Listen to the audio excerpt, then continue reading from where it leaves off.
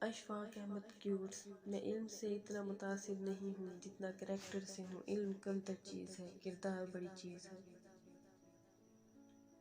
مال و متاع آپ کو خوشی عطا نہیں کرتے، خوشی آپ کے اندر کی لہر ہے۔ ہمارے دین میں سب سے اہم چیز ڈسپلن ہے۔ اسلام ڈسپلن سکھاتا ہے، نعرے بازی کو نہیں۔